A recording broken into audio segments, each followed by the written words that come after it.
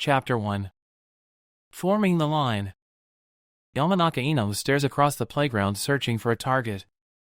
The date is October 7th, a mere 2 weeks after her 10th birthday, and she has finally managed to convince her, somewhat overbearing, father to let her go to the park unattended. Under the pretense of wanting to play with her peers in an environment where her dad isn't watching her every move, all Ino really wants is to practice the technique she has been learning. Her father Yamanaka Inoichi has been teaching her the most basic of the Yamanaka clan's techniques, Shintenshin no Jutsu, the mind-body switch technique. He has lectured Ino that it is the most fundamental skill their family possesses, the backbone to understanding and learning all of the other Yamanaka clan techniques. And Ino is determined to master it. The theory behind the Shintenshin seems simple enough. By releasing their hold on their own consciousness, the Yamanakas are capable of overshadowing another person's mind. Inoichi has made sure that Ino knows the risks associated with using the mind-body switch unsupported in battle before instructing her in its use. Even then, he has made her promise to not use the technique unsupervised yet.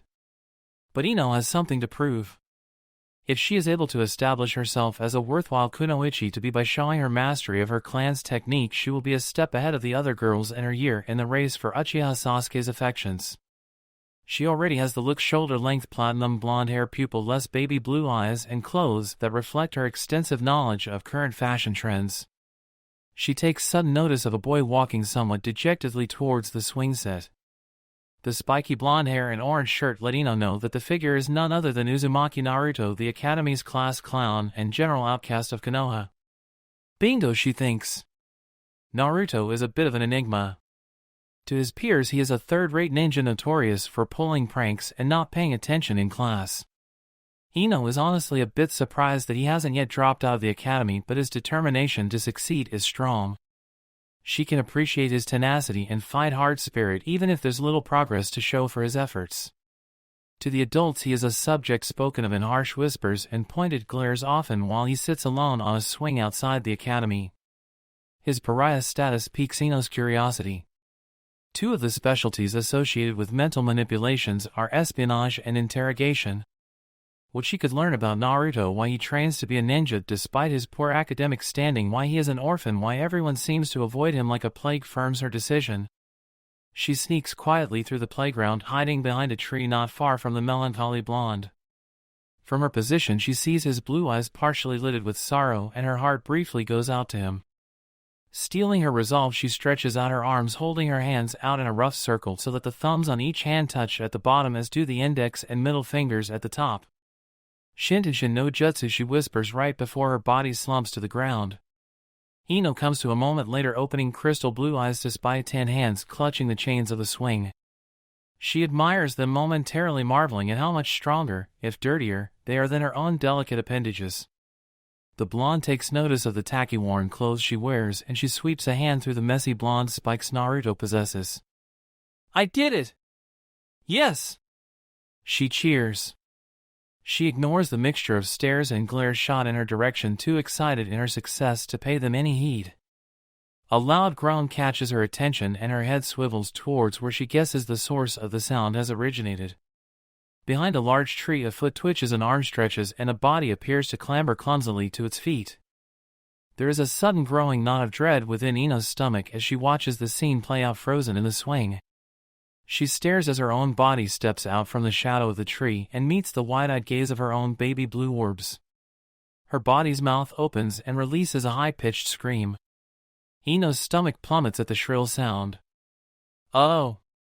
Scene change. Naruto isn't entirely sure what has happened.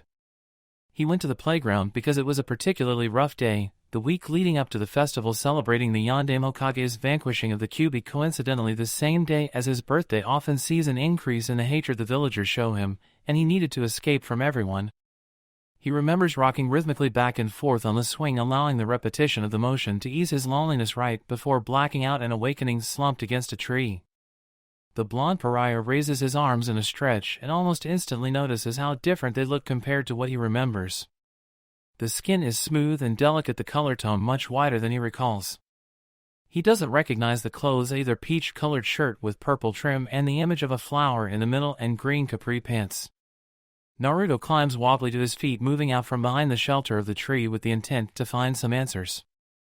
He looks up, his vision latching onto the body dressed in a dark blue t-shirt under a sleeveless orange hoodie, pale green shorts with a black sweatband on each wrist, the same outfit he dressed himself in earlier. Blonde hair, crystal blue eyes, whisker marks. He finds himself staring at his own body. Confused and mildly scared, Naruto does the only thing he can think of. Even the voice is different, he notices absently through the sound of his own screaming. Scene change. Ino decides that perhaps mental espionage will have to wait for another time.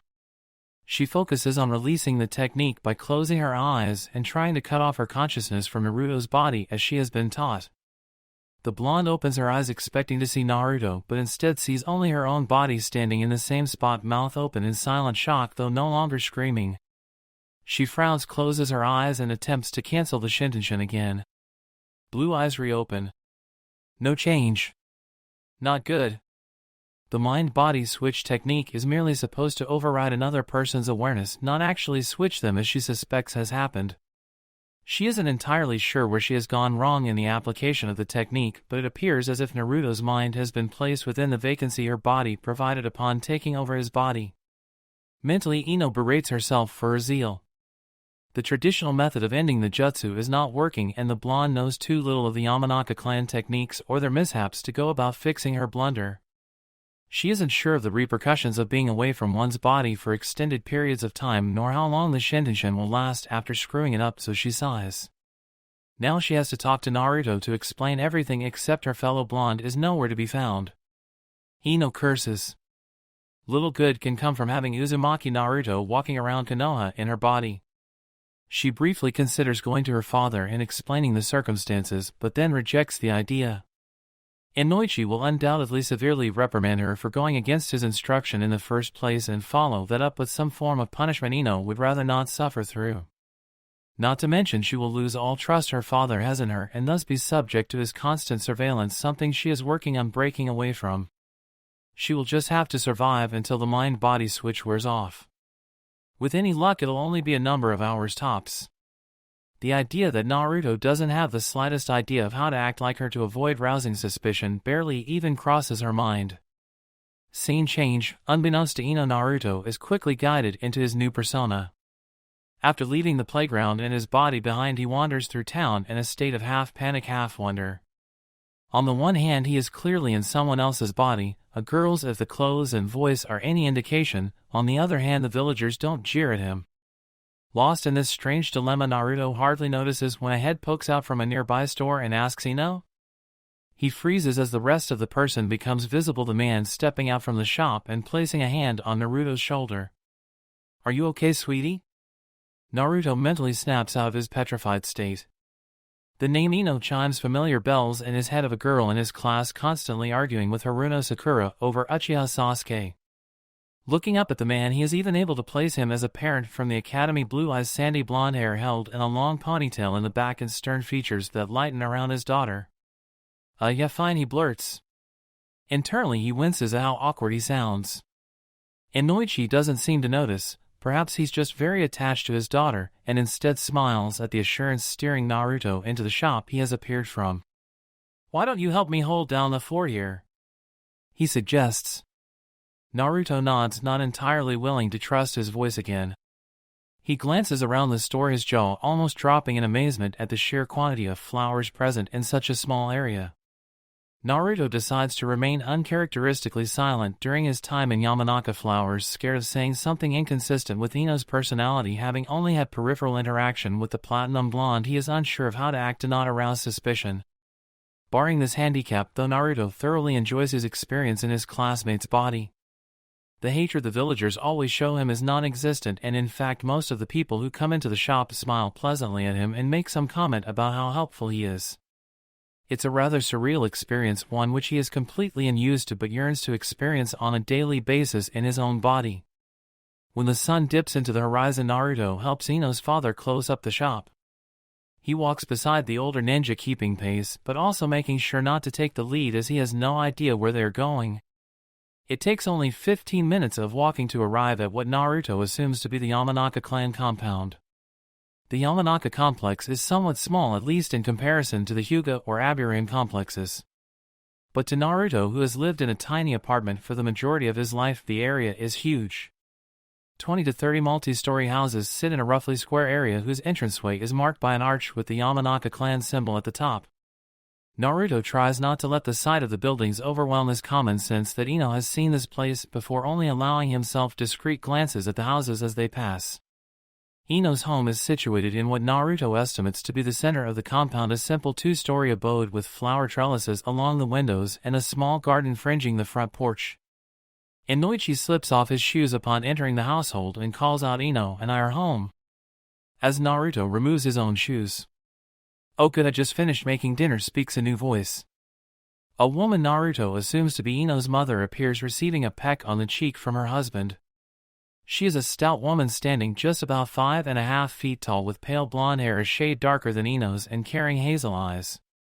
There's a geniality about her that makes Naruto instantly comfortable despite his predicament and the strangeness of the day. She hugs Naruto and his stomach lurches strangely at the contact. Ino's parents go through an opening which Naruto assumes leads to the kitchen while he follows slowly behind, lost in thought. Whatever has happened to him, there is something to be said for how he's currently being treated. Naturally, he knows that it's really Ino receiving the attention, to her parents' knowledge anyway, but Naruto finds he can't argue with the rarely given affection he has just been bestowed, or from the odors wafting around the kitchen the call of a full home-cooked meal. Ramen is still the food of the gods, but there is something nice about having a variety of victuals set out before him to choose from. Naruto waits until the two adults have taken their own food and started eating before grabbing a healthy amount of edibles for himself. He notices the curious looks of both blondes with something he isn't even sure what. He just wants to eat halfway to his mouth lowering, and he asks him, "Is something wrong?" Ino's parents exchange glances. "Well," begins her mother, "we just thought that you were still on a diet. That's the most food you've taken to eat in the past several months." Naruto blinks. "Oh. Well, I'm really hungry and I decided to stop at dieting." The word feels weird on his lips despite feeling hunger rather frequently and having to ration how much he eats at times. Naruto can't imagine trying to starve himself by partaking in something as stupid as a diet. And it seems like a crime to waste such perfectly good food.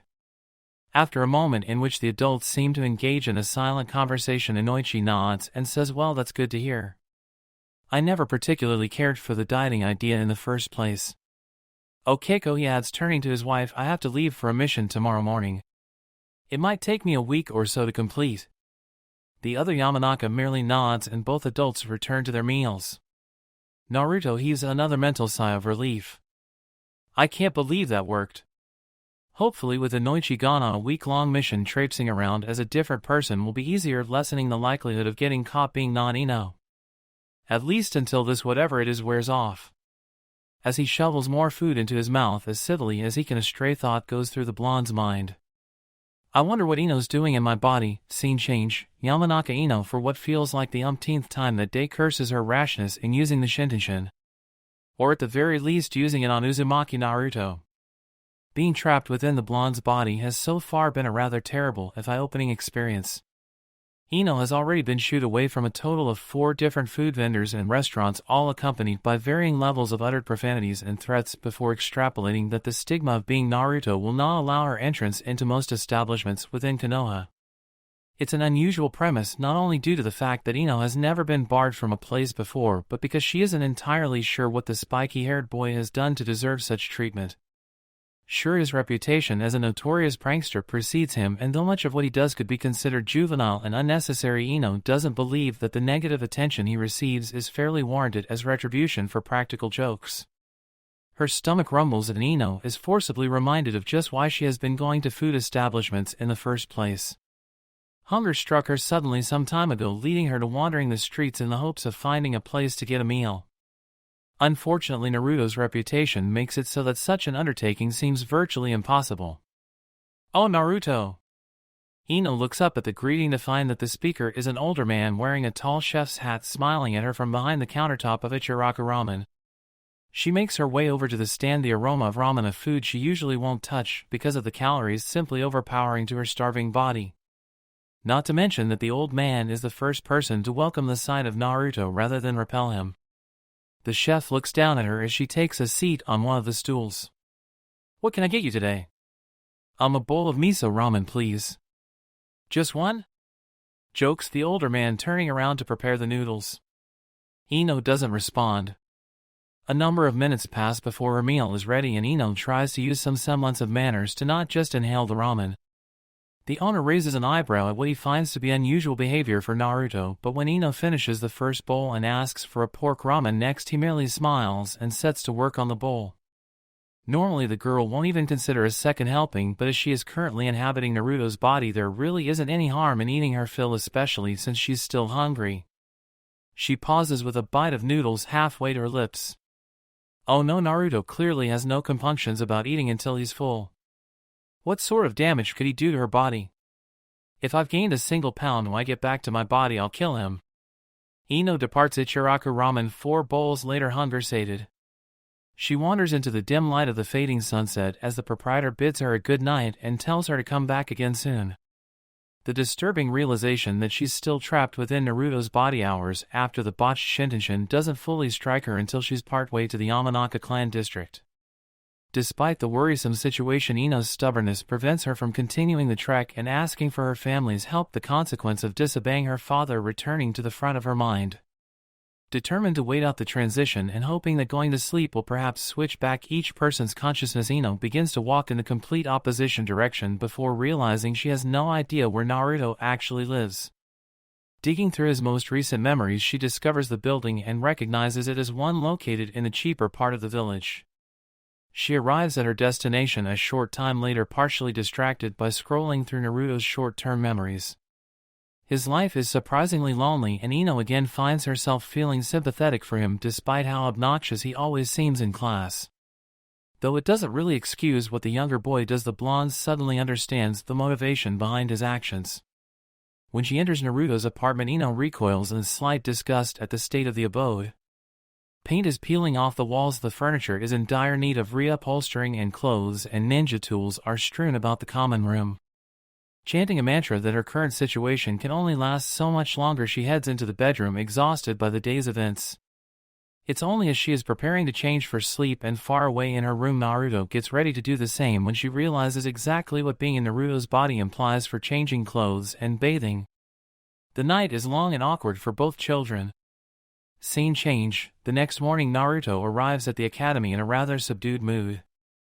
Ino's father has already departed for his mission and Naruto had to feign sleep. His rest was fitful at best, in an effort to avoid any unwanted scrutiny when the older man came to check on him.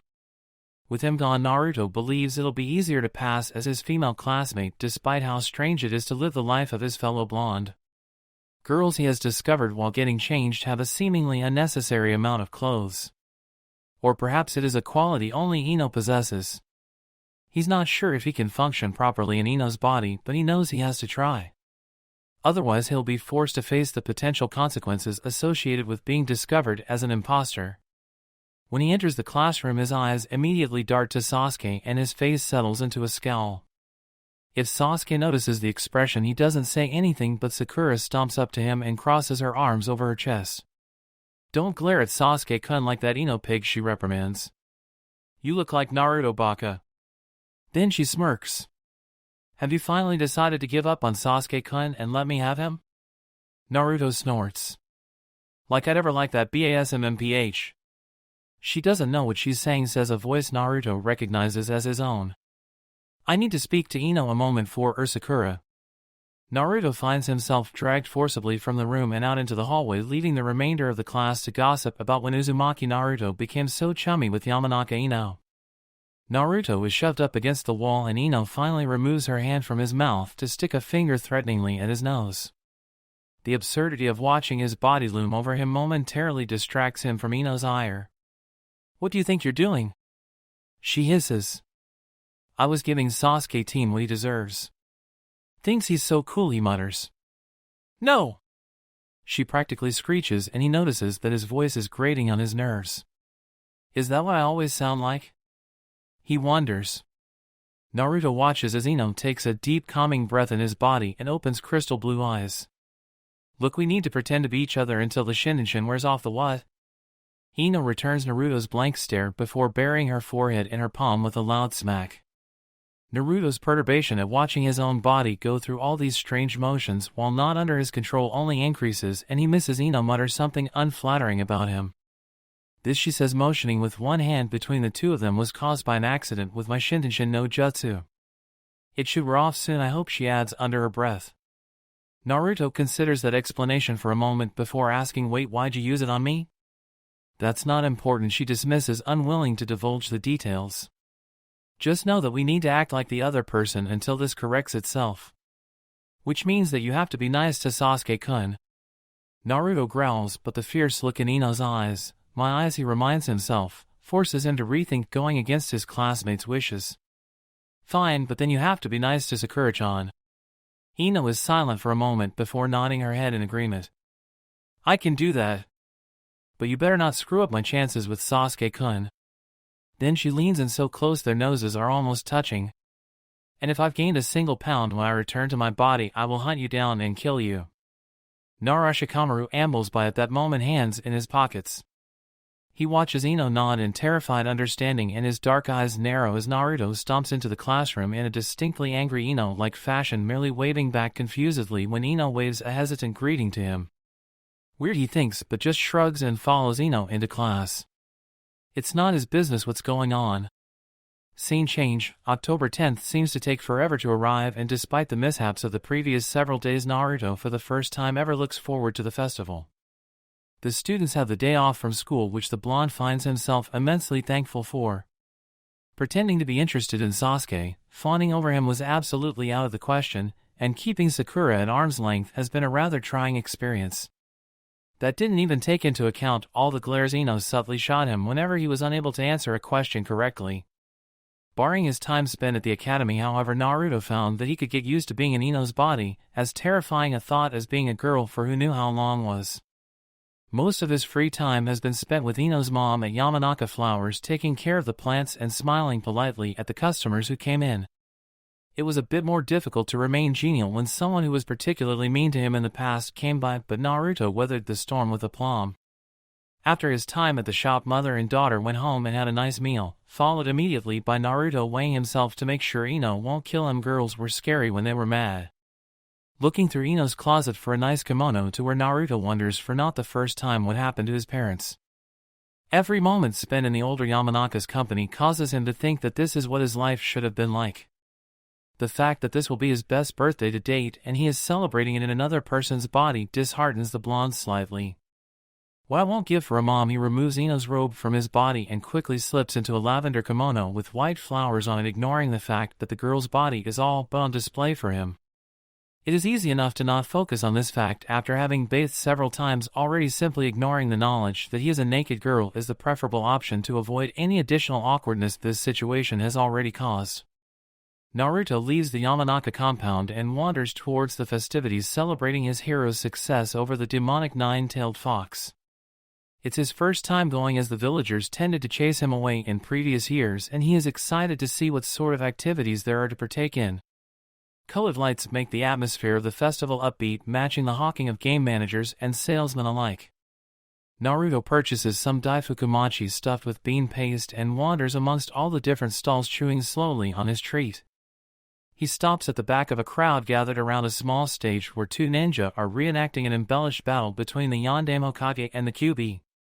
A tug on his elbow diverts his attention, and he swings around to find Ino standing behind him. His body is dressed in a blue yukata with an orange obi tied around the waist, though Naruto is honestly more surprised to see Ino at the festival than he is at the sight of the formal clothing he has never gotten to wear before. "How'd you get in here?" he asks, dragging Ino away from the crowd. She smirks in response. "Snuck in." Naruto deflates a little, mildly put out that Ino has adjusted so easily to his body, or more precisely his life. He brings a daifuku to his lips, then realizes whose company and body he's in and winces. Want one?" he offers. "Sorry, I've just never no," interrupts Ino. "I mean," she continues quietly, "it's alright. You should enjoy yourself on your birthday." Naruto starts at that and almost drops his treat. Aside from Iruka the Hokage and the Ikarakas, Ino's admission is the first acknowledgement by anyone else ever that today is his birthday. "How'd you know?" "I looked through your memories," she admits in the same quiet voice, sounding almost ashamed. Oh, in hindsight, Ino feels quite bad for invading Naruto's privacy, despite that being her original intention when activating the Shintenshin. In sifting through her fellow blondes past, Ino has come to the rather sad conclusion that Naruto's life hasn't been anything even resembling happy. Beatings at the hands of bullies in the orphanage, and sometimes adults on the streets, social isolation within the village he loves, too many days and nights of hunger to count, and at the end of the day there is no one at home for Naruto to be comforted by. Not seeing her parents for the past several days has been difficult enough. Ino can't even imagine what lacking a parent's affection must feel like on a permanent basis. Naruto's life is sad and lonely, and Ino is startled to realize that she wants to prevent him from having to live that way anymore. A hand clasping hers draws Ino from her musing. "Come on," urges Naruto. Wait. Where are we going?" Ino watches her body's mouth break into a brilliant smile, one which she has only seen once or twice in Naruto's memories. It's an expression that she wishes she can see over and over again on the face it truly belongs, whisker-like markings stretched wide and crystal blue eyes shining with happiness. "To celebrate!" he exclaims profoundly, dragging her off to play some games. Throughout the rest of the night, whispers follow the pair of children around, murmurings of how the demon child has corrupted the sweet Yamanaka girl, and why is he even at the festival at all, he should be removed. Both 10-year-olds ignore them, and it isn't until much later, as they're getting ready for bed, that they realize they have just had the best night of their lives. Scene change. Ino wakes up the next morning in her own bed in the Yamanaka clan complex. She feels her hair, arms, and legs before getting up and rushing to the mirror to ascertain that her mind isn't playing tricks on her. Concluding that the technique has broken, how she doesn't know, but neither does she particularly care. She rushes down the stairs and skids into the kitchen, where her father is sitting at the table writing something. He glances up at her entrance and smiles. "Hi, sweetie. I finished my mission a little early, so I came back. Sorry, I missed the festival. I know we usually go together." "Oh, that's okay, Daddy," she replies, chalking up the mission as something her father embarked on while Naruto was in her body. She's also incredibly thankful that Inoichi wasn't home to watch her every move. There's no telling how Naruto would have bundled Naruto. Her thoughts turn to her fellow blonde and how he must be feeling all alone in his ramshackle apartment. Nothing to eat but ramen. Not that he will complain about that. "Aw, Daddy? HM? Is it okay if a friend comes over for dinner tonight?" Chapter 2. Thickening the line. Yamanaka Inoichi is mildly confused to see a small male child with bright yellow hair standing next to his daughter on the doorstep of their house.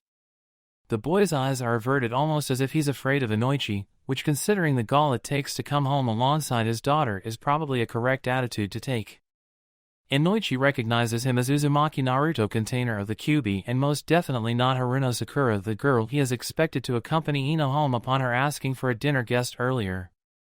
In all honesty, Inoichi isn't quite sure what to think about this strange development. He has no issue with the boy. His faith in the yandame's sealing capabilities is strong, but the way Naruto has portrayed himself to the village makes the older male a bit apprehensive to allow him entrance into his house. Still, Ino has requested to have the younger boy over for a meal, and Inoichi finds it difficult to resist granting his daughter such a simple entreaty. He steps aside and allows the children to come through the door, Ino practically pulling Naruto into the Yamanaka home. As part of Konoha's intelligence division, and more importantly as a Yamanaka, Inoichi is trained to look for subtle psychological quirks. Eyes darting back and forth, twitches in the skin of the face, twiddling fingers. Each motion is a tick that sends out a flare to a trained professional. Naruto's actions throughout the night are at odds with the personality he displays in the village. Despite managing to keep up conversation with Ino and answering all of Keiko's questions, Naruto appears quiet and subdued during the meal, and he seems to avoid looking anyone directly in the eyes.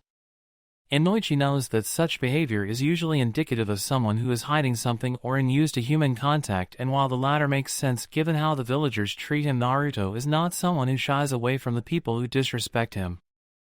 The older Yamanaka almost wants to say that the Jinchuriki is trying to make a good impression on his family, except that he can't figure out if there is a deeper reason for doing so other than for its own sake. Naruto bows politely to Inoichi at the end of the night and thanks him in a quiet voice before departing for his home. The older male silently watches him depart, musing over the boy's actions in his mind. He joins his wife in the kitchen after a moment and begins to assist her in cleaning the dishes. "What did you make of that?" he asks. Keiko shoots him a curious look. "What do you mean?" Inoichi blinks and then settles his face into a neutral expression. Ino just invited a boy over, Uzumaki Naruto no less. He raises an eyebrow. You don't have anything to say about that? His wife shakes her head as a small grin finds its way upon her lips. You're so overprotective. They're 10. It doesn't mean anything. Shikamaru and Shoji are here all the time with Shikaku and Choza, and you don't react like this. Besides, he was really quite sweet. A little shy maybe, but I don't think he deserves even half of the treatment he receives. He ate like he'd never had a good home-cooked meal before. Inoichi doesn't respond right away and Keiko sighs. You were analyzing him, weren't you? Well, I owe for heaven's sake, Inoichi. He's not a prisoner, he's just a young boy. He looked so sad, he must be terribly lonely. We should have him around more often.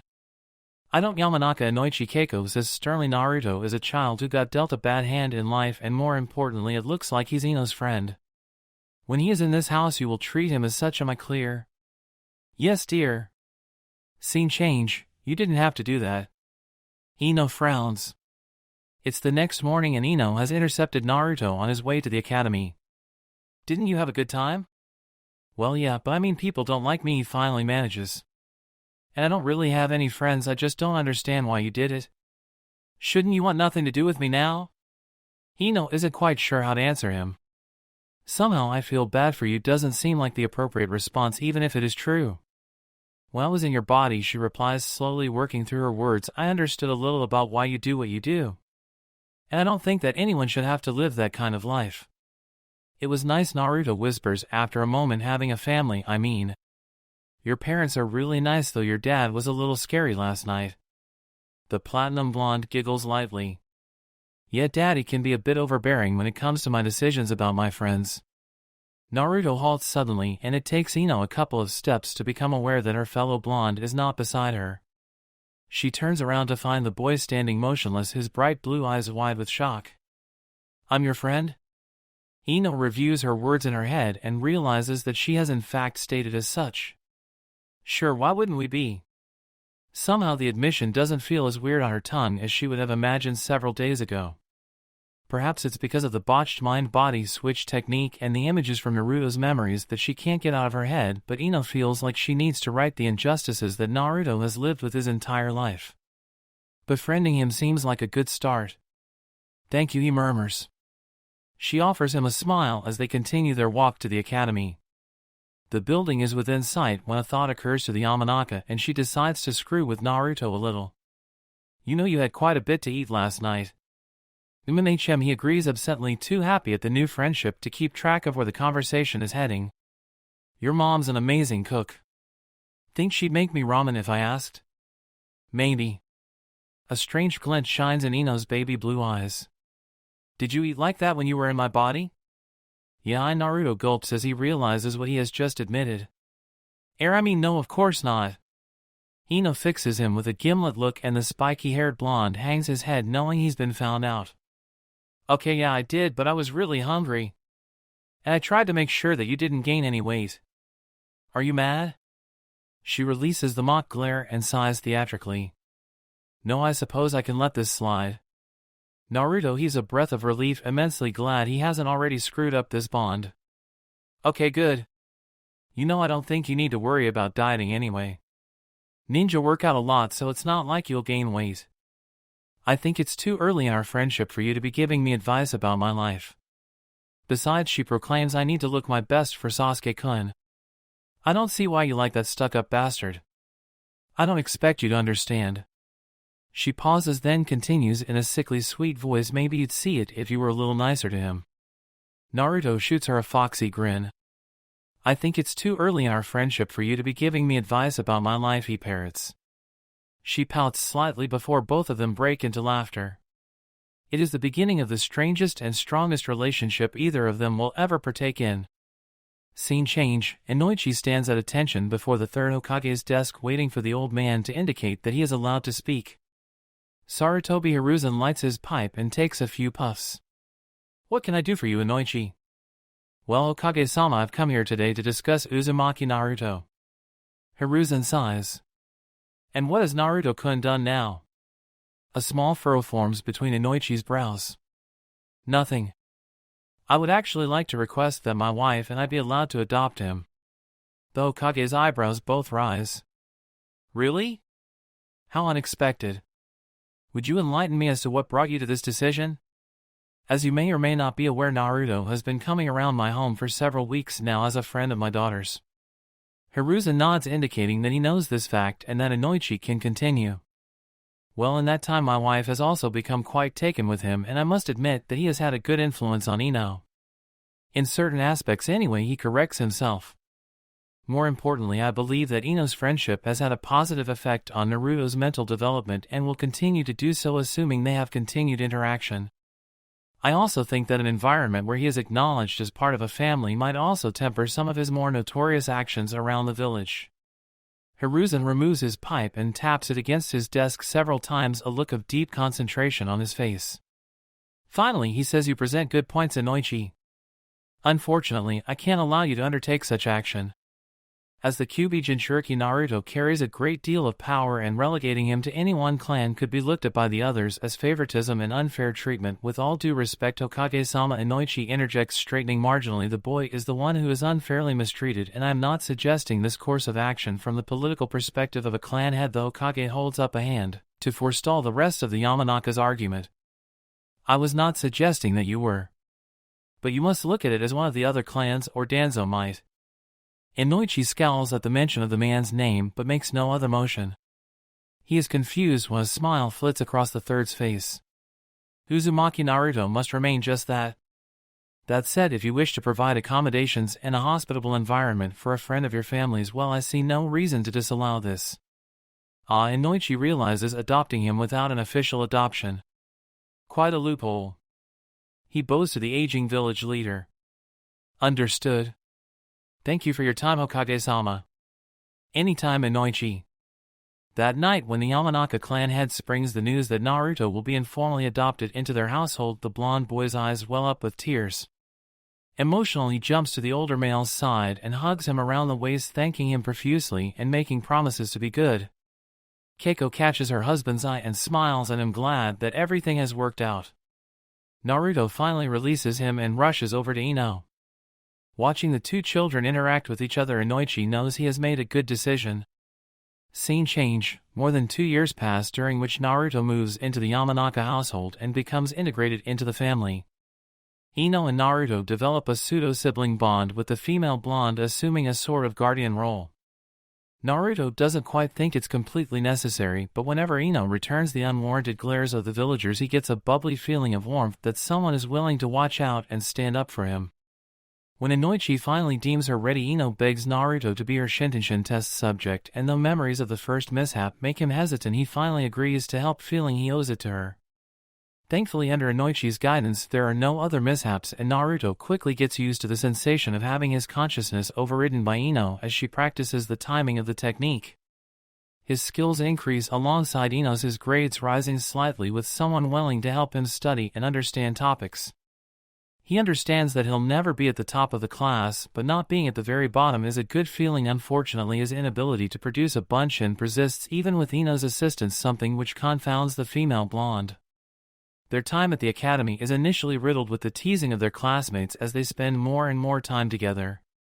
Both children ignore the mocking of their peers, as Naruto has always done, and which Ino learns to do over time, and Naruto even grows closer to Nara Shikamaru and Akimichi Choji as a result of the connection between their families and Ino's. Naruto's and Ino's friendship grows stronger, and their lives become more entwined as their days at the academy approach an end. When the day of graduation dawns, Inoichi and Keiko wish both children luck and then send them on their way.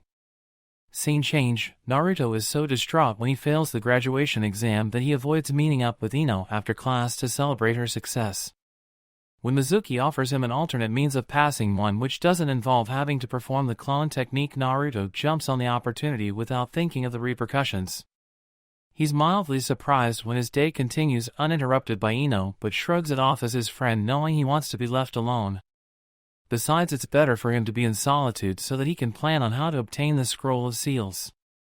It isn't until much later that night, after Irika finds him learning Kage Bunshin no Jutsu and explains the situation, that Naruto realizes he's made a grievous error.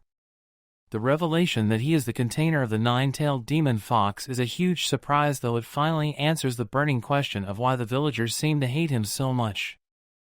though it also raises questions about why exactly the Yamanaka family decided to take care of him all this time. He arrives back at the Yamanaka complex at a little past 6 in the morning. Inoichi is already awake, for what reason Naruto doesn't know, and sipping tea at the kitchen table he moves the chair across from him out with his leg and simultaneously pushes forward a second cup of the steaming liquid. As Naruto takes a seat and wraps his hands around the cup, Inoichi's cerulean eyes flicker to rest on the boy's forehead protector. "Would you like to talk about it?" prompts the older man after a sip of tea. There is a long silence during which Naruto is unusually somber, eyes gazing steadfastly at the table. Then he whispers, "Did you know?" Inoichi arches one sandy blonde eyebrow. "Did I know what?" He asks in that manner. Naruto knows the Yamanaka is aware of what the question is, but wants the other person to specify it regardless. "When you adopted me, did you know that you were really adopting the Kyuubi?" clarifies the blonde, a slight bitterness coloring adopted. Inoichi can't decide if it's because the adoption is unofficial or if it's due to residual emotions from the discovery of the Kyuubi. The older man frowns, but makes no other discernible expression. "I was aware that you contain the fox, yes." "Then why did you?" "Naruto, you must understand," Inoichi interrupts, "that you and the Kyuubi are two separate entities. The Kyuubi was a terrifying force to behold, yes, but I have faith in the Yandame's sealing abilities. However, many people are unable to forget the fear that gripped them when the fox attacked, and that is why they treat you so poorly. I admit that I had some reservations when Ino brought you home here." Naruto's face adopts a stricken expression, "but I also have faith in my daughter's judgment." And he finishes, leaning forward so Naruto understands how serious he is. "I don't regret bringing you into this family." Inoichi leans back in his chair. "Of course, in lieu of this development, I'd have to say that your analytical abilities could use a bit of polishing. Did you really think sneaking into the Hokage's house and stealing the scroll of seals was a good idea?" Naruto mumbles something incomprehensible, but the older male is already aware of some of the details behind the thieving attempt courtesy of the Hokage. "I know it wasn't your idea," the Yamanaka continues gently, "but maybe next time you should think about the repercussions of following such strange orders." Inoichi stands up and moves around the table to place a hand on Naruto's shoulder. "That said, I'm very proud of your graduation to Chunin." Naruto swings his gaze up to stare at his father figure with wide eyes. Inoichi graces him with a smile. "We'll have to celebrate properly later. I've got some work to take care of and you should get some rest."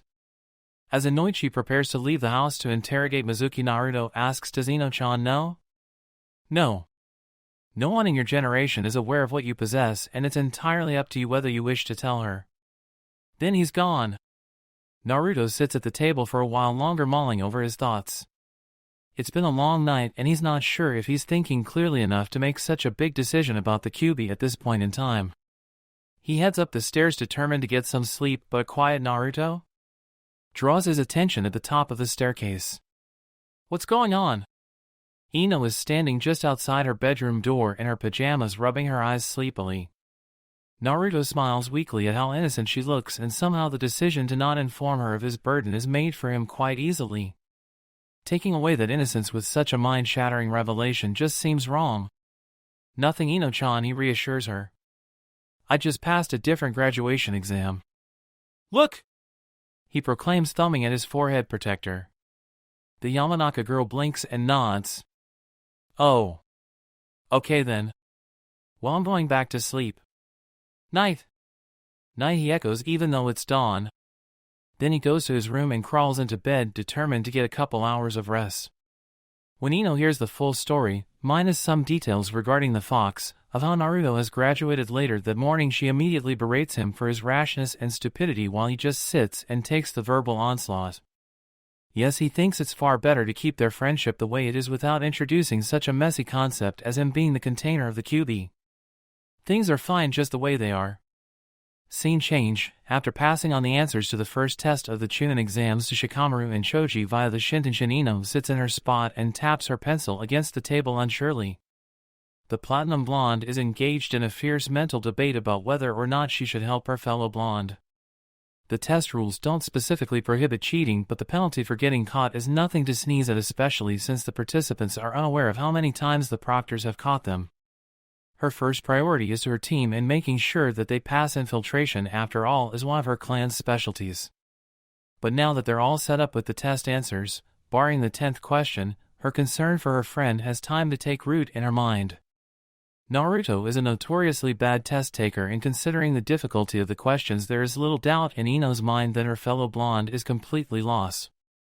In addition, his collection of skills, limited though they are, don't lend to the field of espionage, leaving him woefully inadequate at cheating. The combination of those factors means that Naruto is more than likely going to fail the test. Plus, Naruto's failure will lead to Sasuke's failure, and that's just unacceptable, even as a small voice says that using Sasuke as an excuse to help Naruto is just a cop-out. Not to mention that Naruto's last failed test resulted in his theft of the Scroll of Seals. It truly was a shame that they didn't end up on the same team. Ino's conundrum wouldn't even exist if that was the case. Unfortunately, both blondes went into the classroom on the day of team assignments knowing that Ino was practically guaranteed to be assigned Shikamaru and Choji as teammates. Then again, she thinks after hearing the story of Team 7's ranked mission to the land of waves, Asuma doesn't seem like so bad a teacher despite his laid-back personality. Especially with how much Naruto complains about Kakashi's teaching skills.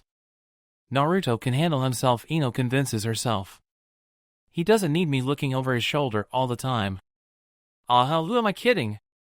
I know I'm gonna help him. Ino moves her hands into the appropriate seal and fires her consciousness into her friend's body. She rolls crystal blue eyes when she spies that Naruto's paper is unsurprisingly blank. Called it. He is so predictable. Naruto's pencil scribbles across the paper as Ino recalls the answers she has stolen from Sakura. At the end of the page, Ino jots a short note so that Naruto won't freak out at his suddenly filled in paper, and then circles it so it stands out. Then she releases the technique. From her spot several rows back, Ino watches Naruto's body jerk as his consciousness returns to him. Thankfully, due to years of practicing the mind-body switch on him, the spiky-haired blonde seems to recognize what has happened to him, and after reading the note gives an imperceptible nod to show Ino his appreciation. When the proctor reveals the extra rules of the 10th question, Ino just sits back and relaxes. Additional rules be damned, no matter what the last question is, the platinum blonde is confident in her ability to pass it.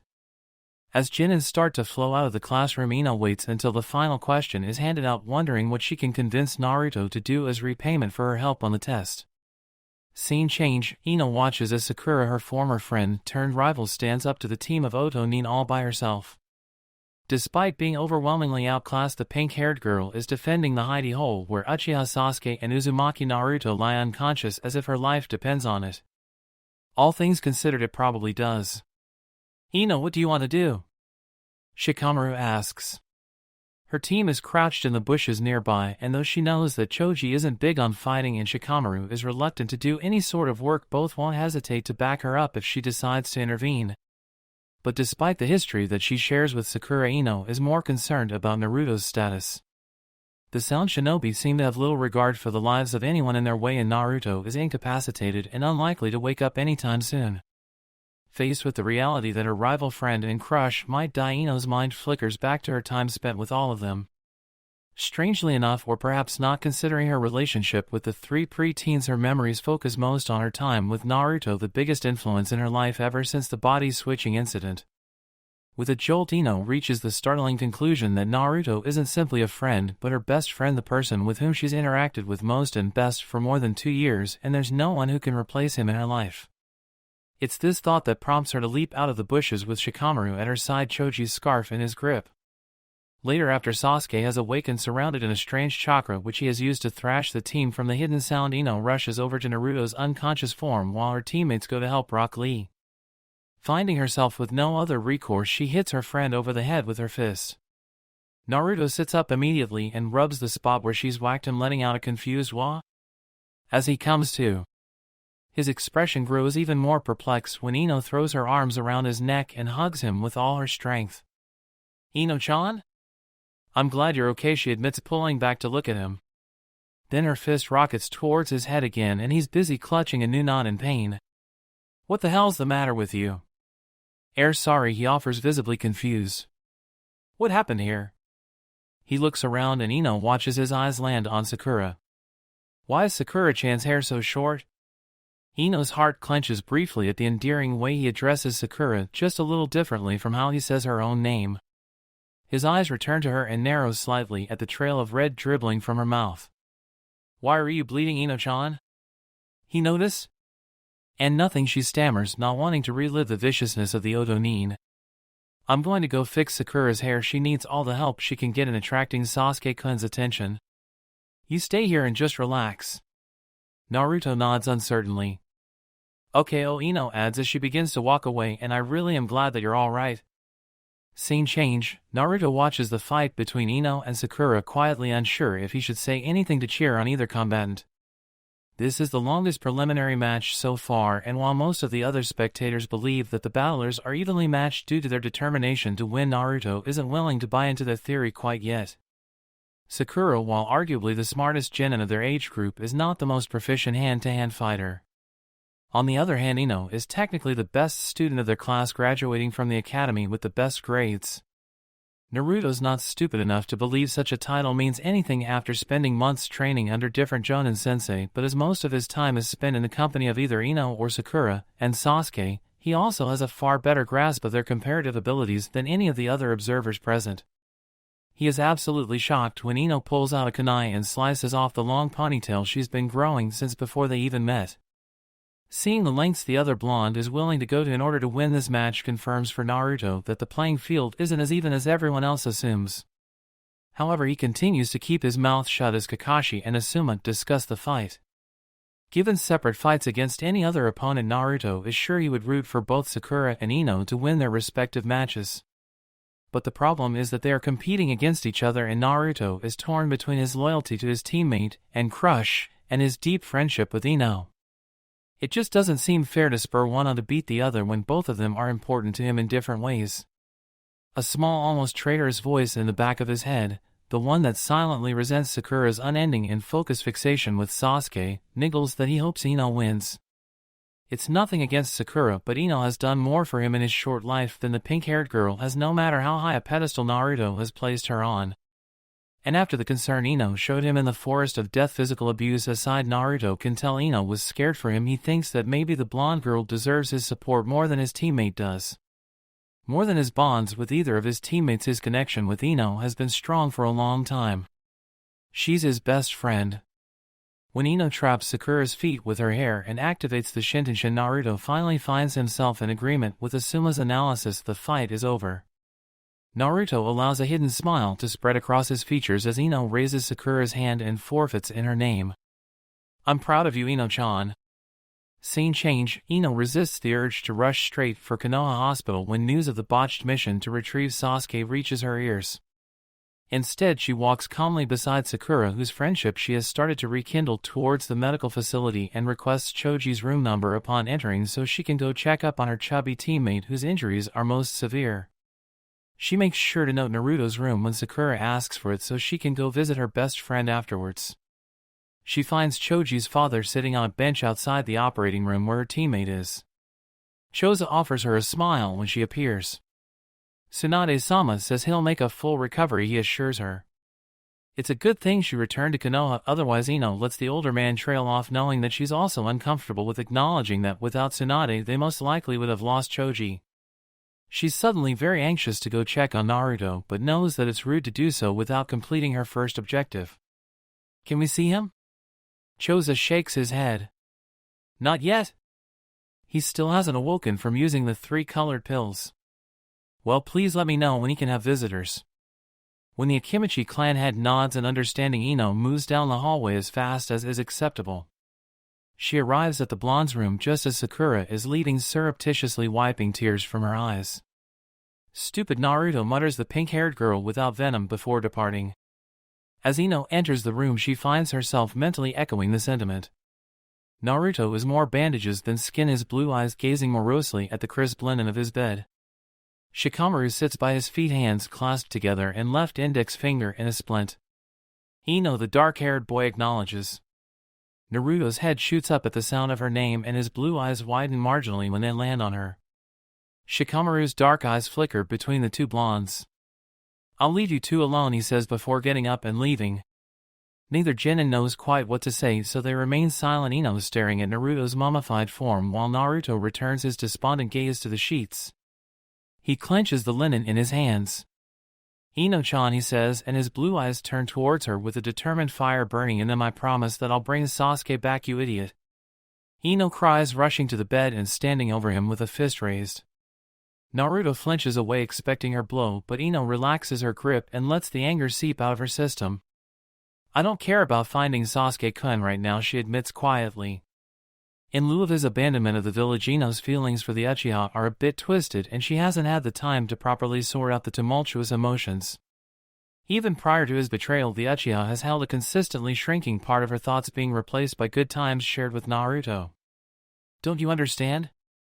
You're my best friend. I don't know what I'd do if something happened to you. Really? He sounds a bit surprised at the revelation, though for the life of her Ino can't figure out why it seems relatively obvious.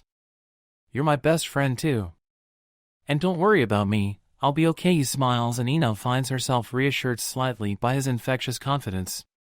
You better be. Then she sighs. Get some rest, I'll bring by some food for you later. You're the best, Ino-chan. She walks out of the room to find Shikamaru leaning against the wall by the door. He falls in pace with her as she walks down the hallway towards the hospital's exit. You heard that Choji's okay? Shikamaru asks. Yeah. I'm fine too, by the way, he adds, dryly waving his splendid finger in front of her. Ino shoots him a look that says he hardly has anything to complain about. In fact, it's almost like he's looking for a reaction from her.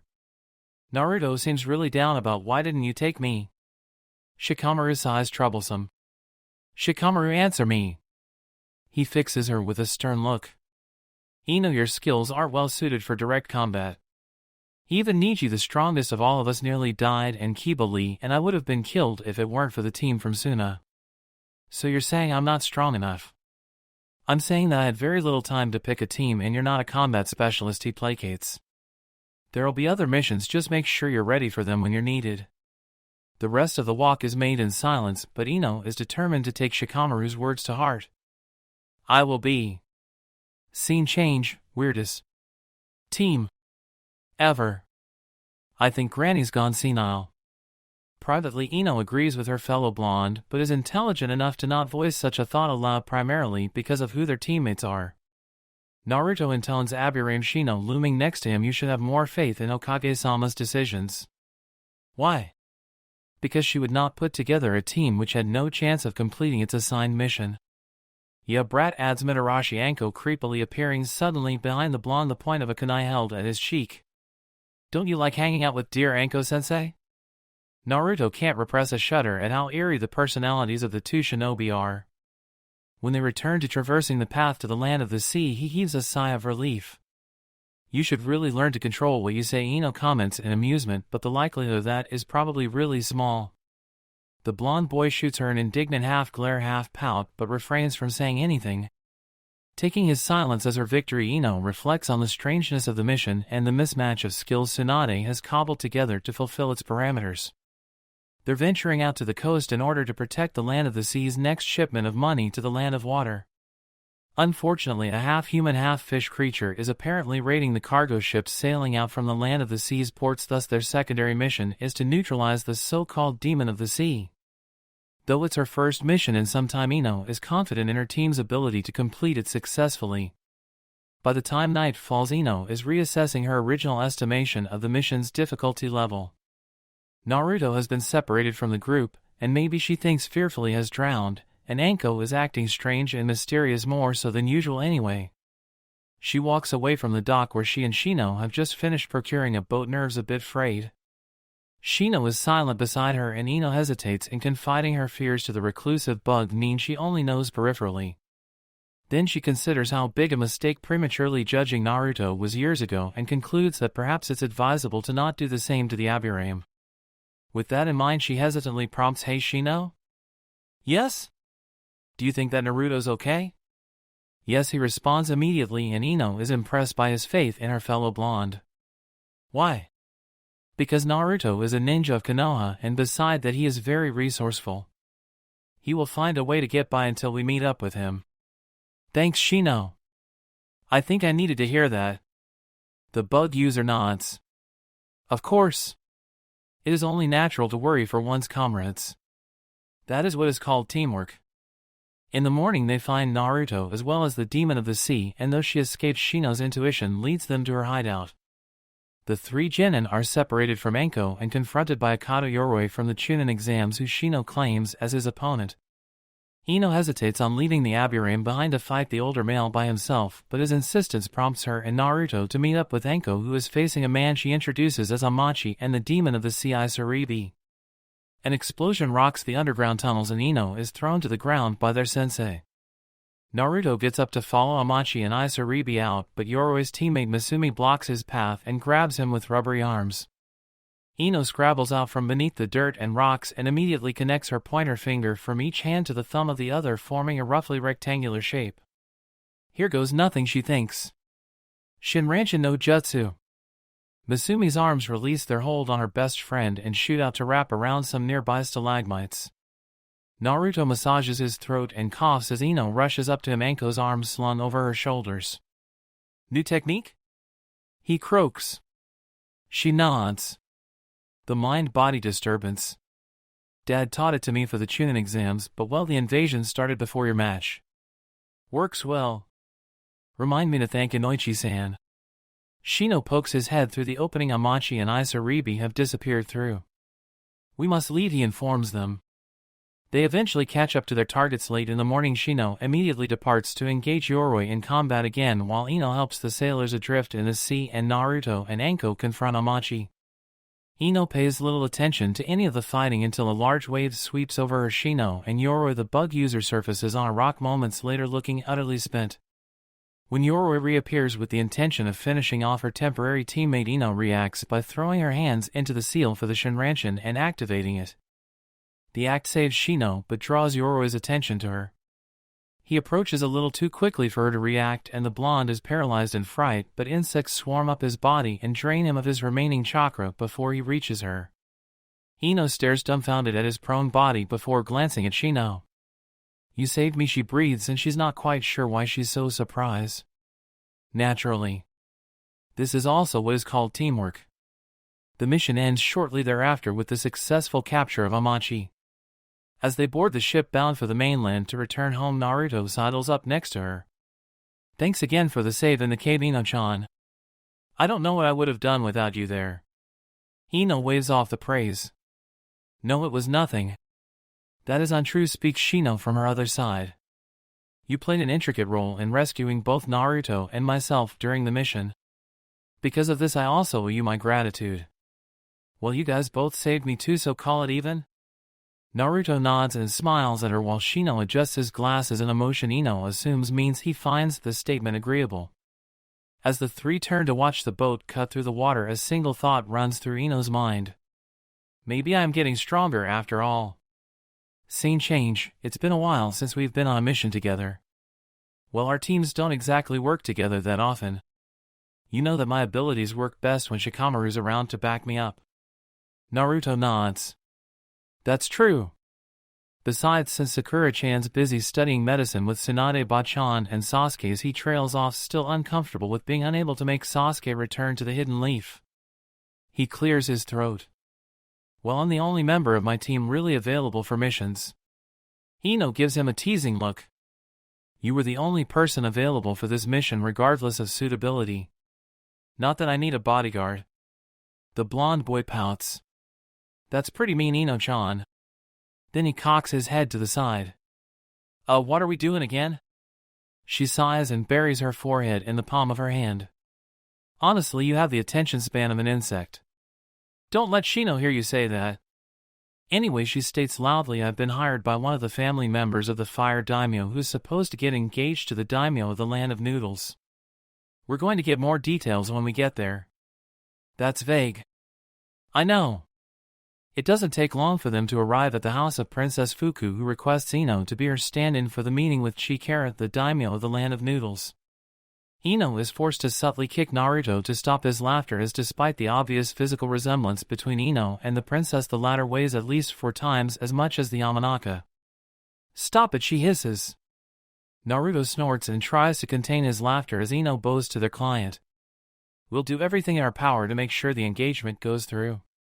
Several hours later, Naruto and Ino are sitting at a kotatsu awaiting the arrival of Chikara, and the blonde boy is still releasing muffled guffaws. Seriously? Ino asks incredulously but quietly enough so that Fuku listening through a device connected to a different room can't hear her.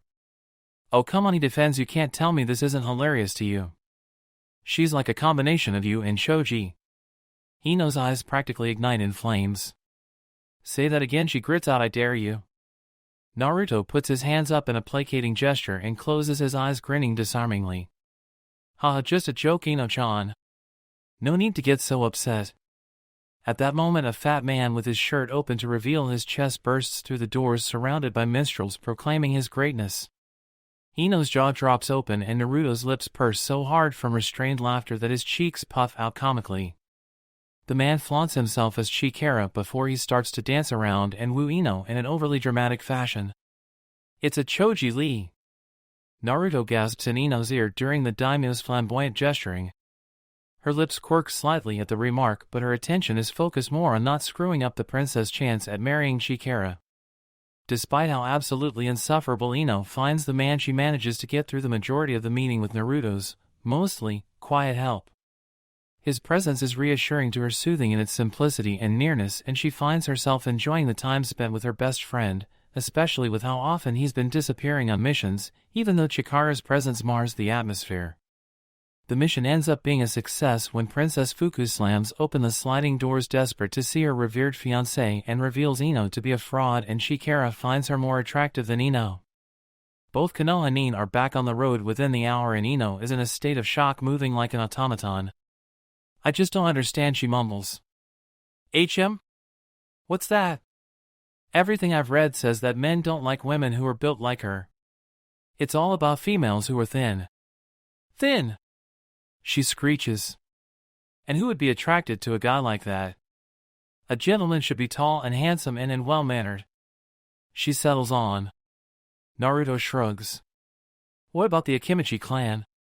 Choji's parents are pretty big.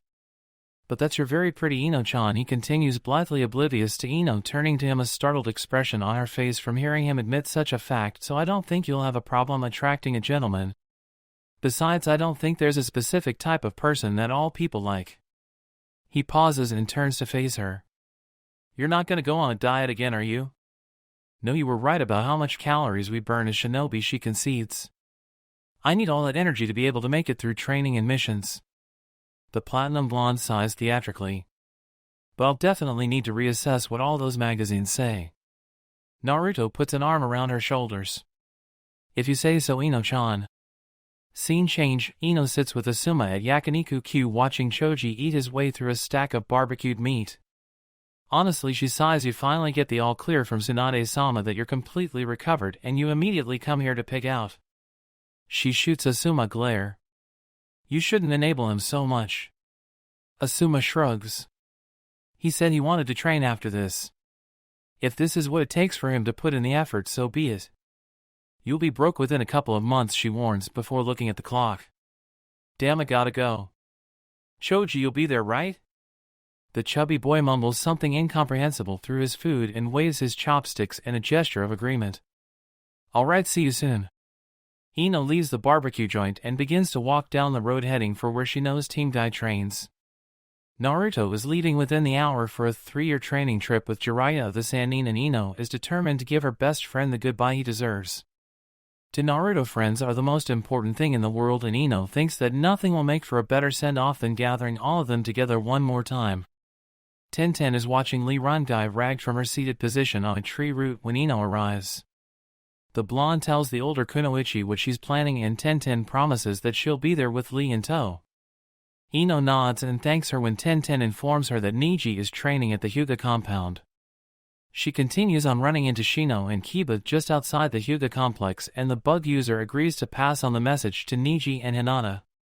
Ever since the mission with Enko and Naruto, getting along with Shino has gotten much easier, so much so that Ino entertains the idea that it's simpler to speak to him than a fellow Kunoichi like Hinata.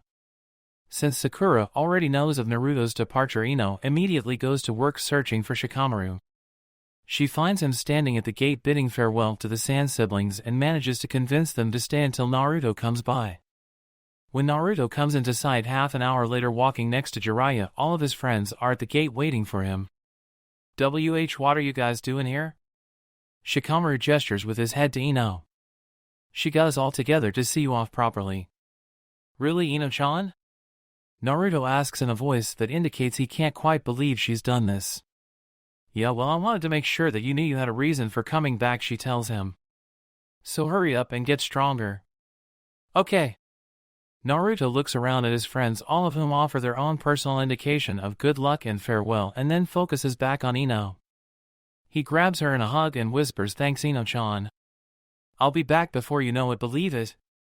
Then with one last wave he walks through Konoha's great gates. Everyone disperses until only Shikamaru remains by Ino's side. He'll be fine, he reassures her. He's stronger than all of us now, it's our turn to catch up to him.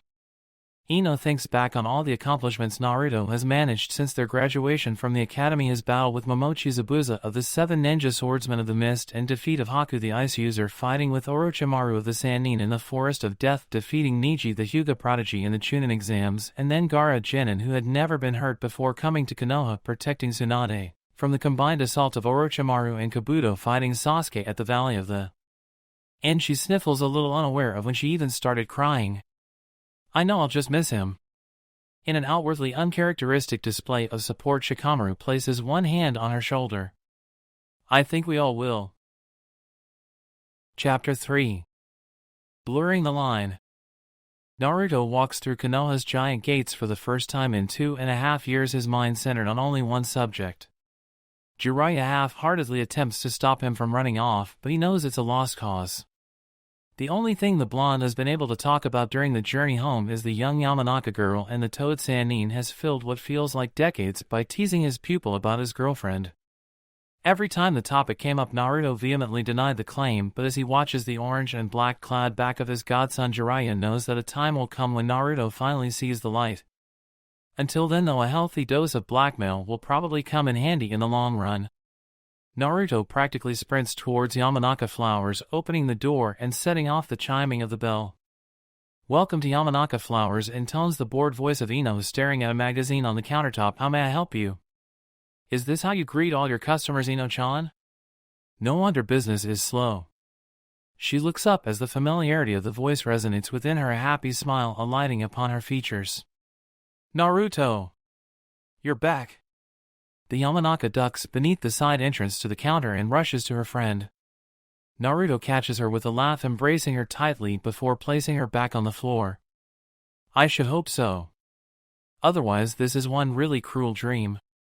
Now, arms width apart, Ino gives him a good once-over. Puberty has started its work, giving Naruto height, and if the hug is any indication, musculature he didn't possess before leaving.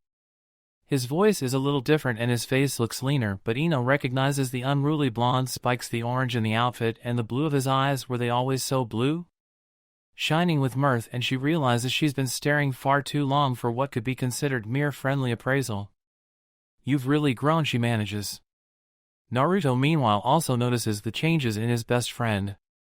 Ino's hair has grown out from the Chunin exams, held in a high ponytail and back, similar to her father, with a long sweep of bangs covering her right eye. Naruto sees no practicality in this style aside from the fact that it makes her look oddly alluring. Her outfit isn't too different, still purple predictably, though her midriff is now revealed and fishnet has replaced the bandages as accessories in some places.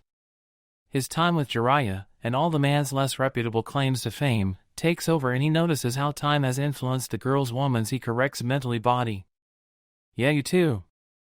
I'm up here, you perv. Hee right. He scratches the back of his head in that same embarrassed fashion he always has, and Ino rolls her eyes. Maybe she'll punish him at some other time for staring at her breasts, but in this moment it's just good to have him back. Besides, sometimes it's nice to be noticed and appreciated, even if the method it's done in is somewhat lewd.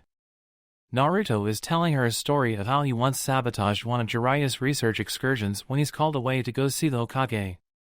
He leaves, promising to return as soon as he can, and after he secures a new place to live, not wanting to continue to mooch off the Yamanakas, and Ino returns to manning the counter, a bright grin now decorating her lips.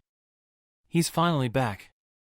Scene change. Wait, you just got back a week ago and you've already saved the Kazekage's life? Naruto has just returned from a mission to rescue Gaara from Akatsuki clutches to find Ino waiting for him by Konoha's great gates, one foot tapping in mixed impatience and anger. It isn't really his fault that Tsunade assigned the mission to his team, but finding out that he disappeared the day after his training trip ended caused an irrational rise in the female blonde's ire. She intercepts him upon his return, demanding to know the details. "Mumachim."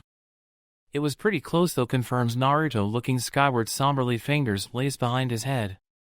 Apparently when Akatsuki extracts the biju, the host dies. But Chiyo-ba-san sacrificed her life to bring Gaara back from the dead. There was a ceremony for her and Ino-chan? He realizes that his friend is no longer walking beside him but is motionless a number of paces back, expression blank. "The host dies?" she whispers. Her eyes focus upon Naruto, whose features display only concern. "You'll die?" He laughs nervously. "Me? Why would you think? Because you contain the QB?" she whispers fiercely. The speed at which the color drains from his face is almost comical. His mouth works wordlessly, silently trying to ask how she knows. Ino continues softly. "Tsunade-sama told us all when we made Chunin. Everyone's fine with it, though I'm mad that you never told me." Fine, of course, is a matter of perspective. Initially, shock was the biggest factor, followed by an overwhelming sadness and then personal introspection for each of the Rookie 9 and Team Guy. Nichi, Shino, and Shikamaru made peace with the new information quick as probably because they had their suspicions beforehand. Everyone else had their own way of integrating the news. Ino's method was a several-day-long ordeal consisting of crying, prolonged lapses of silence, questions to her father, and a brief bout of self-loathing brought on by reconciling Naruto's memories from when they switched bodies with how he was treated before they became friends. After she realized that the fact that Naruto was the jailer of a giant demon didn't change her opinion of him, it was put out of her mind. Until Akatsuki made itself known. "I thought about it," Naruto admits, "back when we became genin. But I didn't know how you'd react, and I didn't want to burden you with that knowledge." "We're best friends, Naruto," she exclaims indignantly. "I know, and I'm sorry. How about I promise not to keep anything from you ever again? I'll hold you to that," she warns. After a beat of silence, she continues, "I told you that I won't know what I'd do if you were gone." The words are an echo of her sentiment from almost 3 years before, after the failed mission to retrieve Sasuke. "Promise me you'll be careful." He stares at her for a time as if trying to puzzle out some riddle she's keeping hidden. Although the words are the same as the last time she said them, he feels like there's a deeper meaning behind them this time. Finally he nods. "I promise. But hey, I'm the great Uzumaki Naruto. No member of Akatsuki is gonna get his hands on me." Ino covers the giggle, threatening to escape by rolling her eyes to defuse his bravado. "Don't get so full of yourself. The last thing you need is an overinflated ego." "You know," Naruto says, ignoring the barb, "Sakura-chan took down one of Akatsuki's members. Apparently he was a former partner of Orochimaru, and now we're gonna go meet with a spy he planted within Orochimaru's base. If we get lucky, Sasuke'll be home real soon for you and Sakura-chan to fight over again." Ino lets the other blonde continue to talk about the mission, mind a whirl. Truthfully, she hasn't really thought about Uchiha Sasuke since he abandoned the village. Her focuses have been more on her training and making sure her boys Shikamaru, Choji, and to a lesser extent Asuma are taking care of themselves. Naruto's return to the Hidden Leaf has placed him again on that list of people Ino has taken it upon herself to look after, topping even her 2 teammates with how much danger he seems to be involved in. Telling him that she no longer thinks about Sasuke would prove pointless for another reason. Naruto has a strong tie to the Uchiha that Ino doesn't fully understand, and finding him is part of what drives Naruto to keep moving forward. Ino's feelings on the matter are simply superfluous to Naruto's ultimate goal of bringing him back. But with Naruto chasing Sasuke, Sasuke chasing Akatsuki, and Akatsuki chasing Naruto, it's only a matter of time before one catches the other. Ino fears that that day is far too close for her liking. If getting rid of Akatsuki is the only way to keep Naruto safe, then so be it. She promises herself that she will find a way to help take down the criminal organization once and for all. The platinum blonde nods to herself, affirming her resolution. They won't get Naruto, that's for sure. Scene change. Naruto sits on a bench outside Konoha Hospital waiting for Sakura to show up. His mind is mostly focused upon the cold words Sasuke imparted to him upon the conclusion of their last mission, but another piece of it fixates on the horrible transformation he underwent before confronting his former teammate. He senses another person sit down beside him and turns to find fair skin and long platinum blonde hair.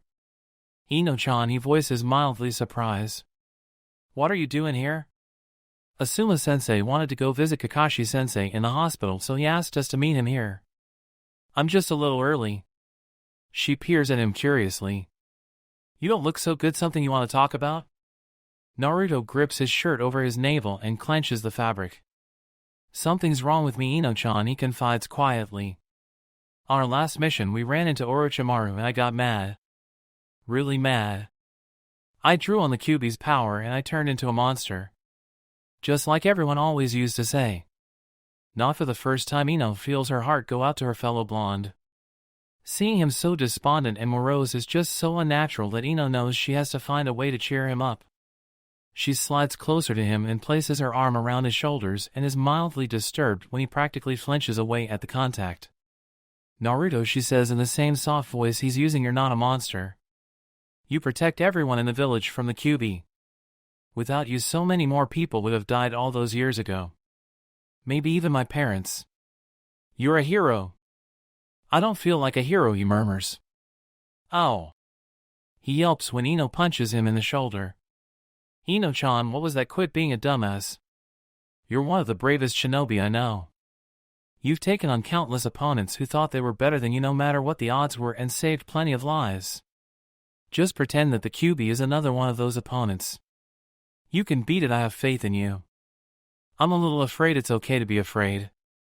The important thing is to not let that fear control you. If something does happen, we'll help you control N.O. He yells, startled. His blue eyes are suddenly wide with an even deeper terror. He takes a deep breath to calm himself down and then repeats, no, Ino-chan, if that ever happens, if the Kyuubi ever takes over, get far away from me. You have to promise me that. But promise me, he demands. His hands grip her shoulders and his tone is so serious that Ino finds herself nodding in acceptance regardless of how she feels. He searches her eyes for a moment looking for some clue that she might disobey him, but when he finds nothing his grasp on her slackens and he collapses in on himself. I have no control when the Kyuubi's in control. I hurt Sakura real bad when it happened. I won't let the same thing happen to you. Fine, but I can take care of myself, you know. He smiles joylessly at her statement and Ino can tell that even though she's helped, there's still something else bothering him. Instead of nitpicking at it, she arches one platinum blonde eyebrow, curiously deciding to distract him. So Sakura? No-chan? Did something happen while you were away? She teases. His face momentarily adopts a sad look different from the one he's been wearing. No, we ran into Sasuke and now I know that she'll never give up on him. But he continues, face lightening into a faux approximation of its usual cheerful expression. There's plenty of fish in the sea, right? Ino stares at him for a moment longer, trying to discern if there's anything else she can say to make him feel better. When she decides that all he really needs is time, she gets to her feet and stretches. Yep. And who knows, she continues, striking an alluring pose meant to make him laugh. Maybe the girl you're looking for is right under your nose. The taller blonde grants her a small, genuine smile before getting up and walking into the hospital with her. She continues to see pieces of the normal Naruto breakthrough when the rest of their respective teams show up, and later when Naruto is forced to dive across the table at lunch to prevent Sai from calling Choji fat. Ino forces herself to choke her laughter at the absurdity of the scene. She's immensely flattered when Sai calls her gorgeous, though Naruto's glare at the newest member of Team Kakashi stays with her throughout the day. Scene change, Ino stands behind the counter of Yamanaka Flowers, fingers deftly working on the organization of a bouquet. Her skill at arranging flora is top-notch, which is good because her mind is in a place very far away, watching blood dribble out of her sensei's mouth as she monitors the failure of his vitals. Ino, you're very confident, but you know how to take care of yourself. Choji and Shikamaru, these guys are kind of clumsy, so take care of them and don't you lose to Sakura in ninjutsu or in love. The bell to the shop tinkles and Ino looks up to see Naruto walk in, still wearing his black funeral clothes. She notices idly that her friend looks more mature, dressed in something other than his garish orange and black outfit with blonde spikes falling into his eyes and Tsunade's necklace prominently displayed, but her thoughts are too jumbled to dwell on this particular one. He says nothing as he leans against the counter watching Ino return to her work. How are you doing? He finally asks. At any other time the question is so asinine that Ino is sure she would respond with some sort of snappish remark. As it is, the platinum blonde isn't in the right mindset to muster up a venomous response for her best friend. Fine. Ino can sense Naruto peering at her intently and she briefly curses him for knowing her so well. Ino-chan's voice is tender as if he knows he's dealing with something very fragile and Ino releases a sob at his compassion. It's not fair. Why did he have to die? Before she knows what's going on, Naruto jumps over the counter and is holding her in a soothing embrace. SHH, it's okay Ino-chan. Just let it all out, it's okay to cry. She cries into the taller blonde's chest in a way she hasn't allowed herself to do either at the funeral or in front of Choji and Shikamaru, needing to be strong for them to take care of them. Just as Asuma asked her to do. Asuma-sensei was a great man, Naruto says as if she's unaware of this fact. Despite him speaking over her head, she can feel the reverberations of his words in his chest and simply feeling his nearness comforts her. He gave me some pointers on controlling wind chakra. One day I hope that I can be as proficient with it as he was. Naruto isn't quite rambling, but she can tell that he's talking about whatever comes to mind Asuma related in order to draw her attention to the good times with her late teacher. She's grateful that he's doing so, if only because his talking is making it easier to focus less on what has happened. He said that I have to take care of Shikamaru and Choji, she hiccups. Sounds about right, he chuckles. He's pretty smart to leave that task to you, you're pushy enough to keep them in line. Oh. He exclaims when Ino punches him in the gut. Don't be a baby, you know that didn't hurt, she chides, now looking him in the eyes. Her own are now dry, though there are still salty tracks lingering on her cheeks. It's a pity he didn't tell you to look after me, Naruto wishes, otherwise maybe you'd be less violent. Now you're just being mean. Maybe he shrugs, crystal blue eyes searching baby blue ones, but you're feeling better now, aren't you? Ino is suddenly aware that they've been standing in close proximity to each other for a long time. They're near enough that it won't take much movement for them to be kissing, and if someone walks in on them it will probably look as if they are two lovers in an embrace. She finds it strange that she doesn't care. Yeah, thanks, Naruto. He smiles at her and brushes a stray strand of hair behind her ear. That's what I'm here for, Ino-chan. I've got to go back to training though, I'll see you later. He kisses her on the forehead and then walks out of the shop. Ino watches him, though not quite sure how to interpret what has just taken place. When she moves her fingers through her hair, the blonde is surprised to feel a flower tucked behind her ear. She pulls it out and smiles fondly at the indigo-colored pansy in her grasp, idly wondering when Naruto picked the plant without her noticing. Maybe the reason Asuma-sensei didn't tell me to take care of you was because he knew I needed you to take care of me. Scene change. Naruto and the rest of Team Kakashi, and why they're called Team Kakashi when Kakashi himself is only on about half the time is beyond the blonde, almost arrive at the fight too late. A searing fire jutsu is bearing down upon Kakashi. Ino and Choji and Naruto and Yamato are forced to mix together a wind and water jutsu respectively to shield Team 10 from the scorching assault.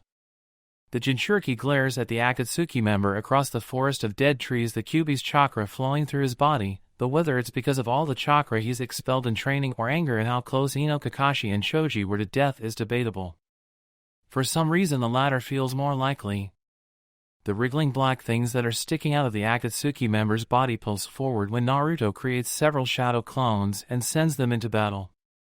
It's mostly impulse to do so because spawning doppelgangers is his go-to strategy when starting a fight, but the information he gleans from their destruction proves invaluable.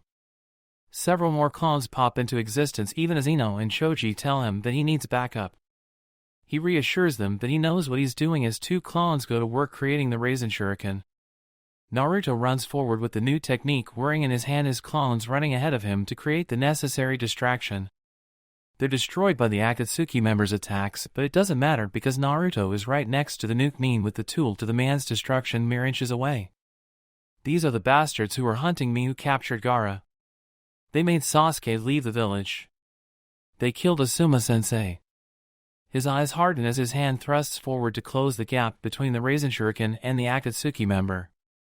And they made Ino-chan cry. The force of the technique blasts the Chunin back several hundred feet before he's engulfed in a massive sphere of wind chakra. Naruto is already on his knees when the man's howls of pain reach his ears. His body slumps forward, but Choji manages to catch him right before he hits the ground. That was amazing, Naruto, he says, awed. We were having so much trouble taking down Kakuzu and you just came in and took him out with one jutsu. You're no Shikamaru, but you can be pretty smart when you wanna, huh? Well, I don't know about that, damn right you don't, Ino interrupts. It was stupid of you to go in there by yourself. Her hands become encased in a green glow as she kneels down and places them upon her friend's back. Your chakra is practically gone and your body is under a lot of stress. That jutsu is highly dangerous to use. Maybe, but now Asuma-sensei's killers are gone. He turns solemn blue eyes up to look at Ino. Isn't that what's important? Asuma-sensei believed that the king was important, comes Shikamaru's voice. The Nara is walking towards them, his hands in his pockets. He looks between Naruto and Ino as if analyzing something about them that no one else can see. I think that he'd be happy with how much progress you've made. Naruto grins tiredly at the dark-haired boy. Meanwhile, Ino stares at Shikamaru, trying to figure out why it sounds like he's referring to something completely different from what the spiky-haired blonde has asked, and why she feels like her teammate's cryptic message involves her more than it should. Scene change. Ino gapes in trepidation and terror at the utter monstrosity that has risen out of the water before her and the rest of the Konoha. The sandbite is a gigantic seafoam green turtle covered in spiked armor with only one visible eye and its namesake three tails submerged in the water at its back. In the presence of the wild Biju, Ino momentarily loses sight of her role in the mission she has been assigned. This is the power of a Biju? And this one's only the sandbite. The Kyuubi is a creature Ino doesn't give much thought to anymore. It's sealed within her best friend, and while the notion is mildly disturbing, she has made her peace with that little fact. In fact, the knowledge that Naruto is a prison for the fox ended up explaining all the disdain he accumulated in his childhood. Ino thought she understood what his status as a Jinchuriki meant. But staring the sandbite in the face, the platinum blonde realizes that she comprehends nothing of what Naruto lives with. Sakura's yell brings Ino back to the current situation. She focuses her chakra to activate the sealing barrier Tsunade has created expressly for this purpose and then steps out onto the choppy water at Shizen's behest. With the sandbite already out in the open, the searching function of the seal activates, immediately forcing Ino to distance herself from Sakura and Shizen as the binding function takes effect. The three tails immediately stills and Ino finds herself heaving a sigh of relief that she's not about to be crushed beneath one of the turtle's massive namesakes. She shrieks when the sandbite suddenly begins to thrash about, disrupting the placid water of the lake and forcing all the members of the sealing team to release the technique. Ino falls to one knee as the loss of chakra hits her, and she takes great gasps of air while focusing on not falling beneath the water's surface. There is little doubt in her mind that should she become fully submerged in the three tails domain, it'll kill her deliberately or not. Ino is only partially aware of reaching shore, and through her fading consciousness she watches as the sandbite dives out of the water and swallows Naruto and the crystal user he's been fighting whole. Orange legwarmers enter her sight, and she can't even find the energy to berate Lee for how he picks her up and carries her over to the rest of the sealing team.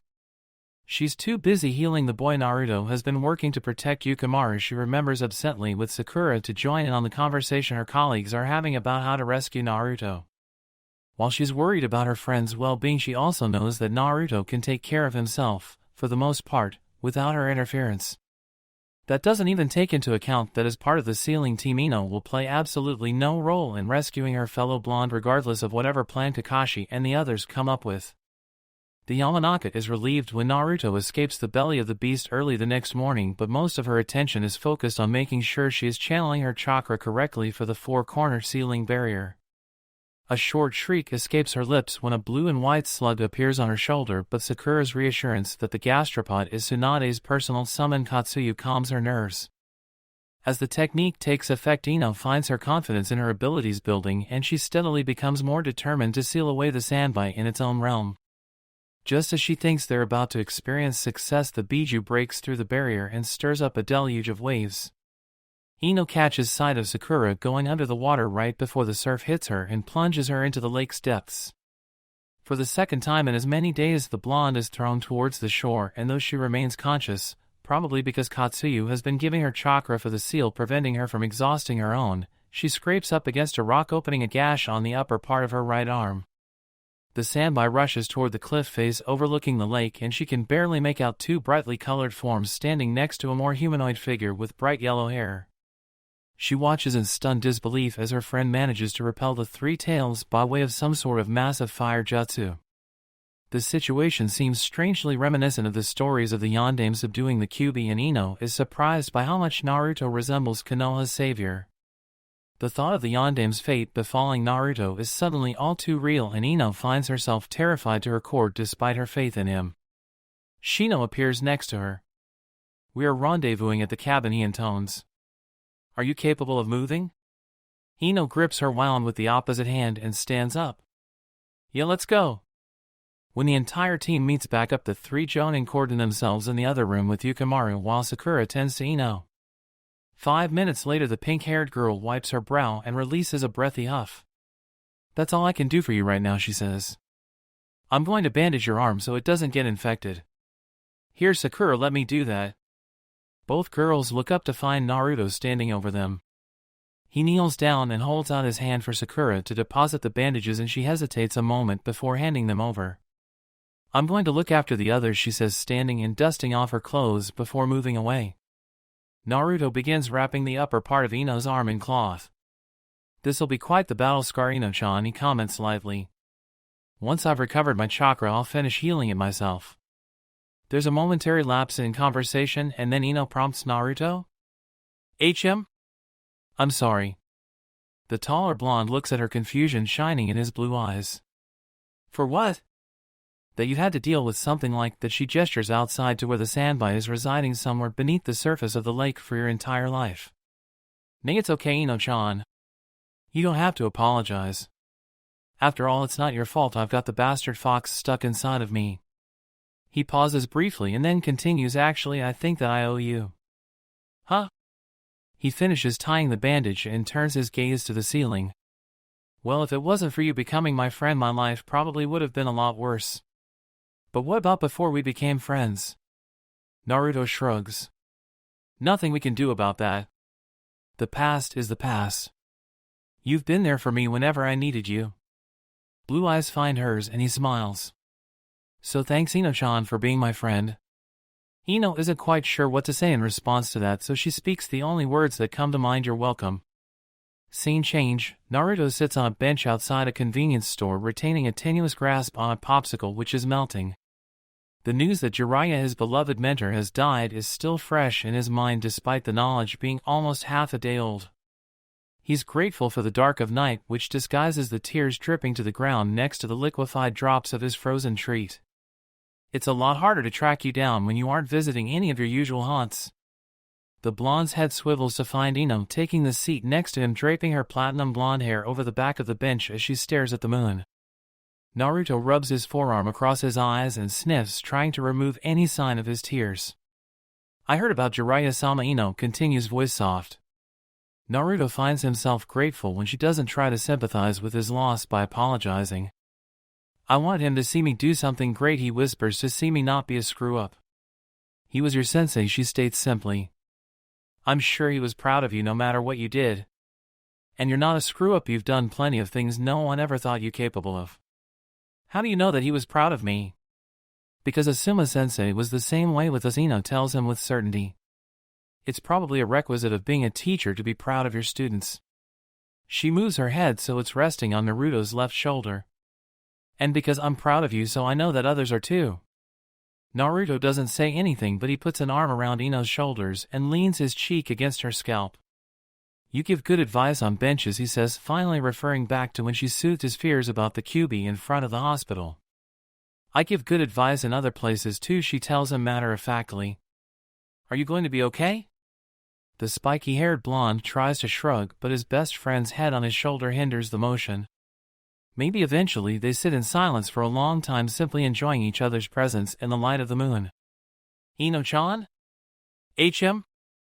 Can you spend the night tonight? I don't really want to be alone." "Sure." As they head back to Naruto's apartment, Naruto reaches out and grasps her hand in his own. She doesn't resist the gesture, and when they reach the taller blonde's abode, she disappears into the bathroom with some of Naruto's casual clothes to use as pajamas. When she finishes changing and exits the bathroom, Naruto is sitting at the head of his bed with his knees drawn up to his chest, staring morosely at his feet. Ino climbs onto the small futon and sits next to him. "Someone once told me that it was okay to cry." Naruto grins weakly. He sounds very wise. Ino seesaws her hand back and forth in the air. He has his moments. Her fellow blonde tries to pout at her, but the expression comes off as more forlorn than anything else. You know, if you want to talk about Jiraiya-sama, I'm willing to listen. I know what it's like to lose your teacher. I know. I'm not ready. I understand. Silence overtakes them and both blondes eventually fall asleep. Naruto's arms wrapped around Ino's waist in a parody of a child looking for comfort from a stuffed animal. The next morning Shikamaru is surprised when Ino answers Naruto's door dressed in his clothes. Come on, and she beckons. So he begins stepping across the threshold. And Naruto finally he coughs awkwardly, unwilling to continue. What? No. No, he's just not taking Jiraiya-sama's death very well. And you? He asked for some company. You remember what it was like when Asuma-sensei— I know, Shikamaru interrupts. He looks thoughtful for a moment before nodding to himself. Look, I know that now is a really sensitive time for him, but I need his help. Can you get him to come with me? I'll see what I can do. Ino convinces Naruto to follow Shikamaru out and then decides to tag along behind the boys, curious as to what her teammate is planning. Her curiosity is piqued further when the Nara takes them to meet Kurenai coming out of the hospital, and he explains his intentions to become the child's sensei. She's a little surprised to hear Shikamaru's resolve given his laziness, but his words seem to have an effect on Naruto, who allows a slow smile to spread across his face. When Naruto agrees to help Shikamaru crack the code his late sensei has left behind, Ino finds relief flooding her body. Good job, Shikamaru, and welcome back, Naruto. Shikamaru glances back at her as he and Naruto head for the headquarters of Konoha's cryptanalysis squad, analyzing her with dark eyes. His gaze reminds Ino of his assumption about her relationship with her fellow blonde earlier that morning, and of his knowing look back in the forest after Naruto killed Kakuzu, and she feels a blush creep up her cheeks. What does Shikamaru see that I don't? Scene change. Ino exchanges glances with the rest of the Konoha 11, as Naruto walks away from the piles of wood being used to reconstruct Konoha, his departing words ringing in their ears. That guy, growls Kiba. I don't understand what he's thinking. Perhaps Naruto-kun has a plan, Lee suggests. Tintin snorts. Hardly. Whether he does or doesn't is irrelevant, Neji insists. He needs to accept the consequences of Sasuke's actions and understand that we will not just let the Uchiha go free. Ino turns to leave and Shino asks, "Where are you going?" To get answers, she replies. She catches up to Naruto part of the way to Ichiraku Ramen and strolls next to him quietly for a moment, trying to come up with the right words to say. Why are you doing this? She finally settles on asking, hoping the direct route will work. Back when we were kids, he never really treated you like that good of a friend. I don't understand your obsession with him, and I want answers. And don't lie to me. Naruto laces his fingers behind his head and gazes into the sky solemnly. Sasuke's trapped in the darkness, he tells her, and he's determined to take revenge upon Konoha. He's caused a lot of people pain, and to end the cycle of hatred, the only one who can kill him is me. If I don't, more people will just continue to suffer. I'm the only one who can understand what Sasuke's going through, who can bear his burden. He looks at Ino. Shouldn't you be sadder about this? Sakura was devastated. Ino shakes her head. That's because Sakura still loves him.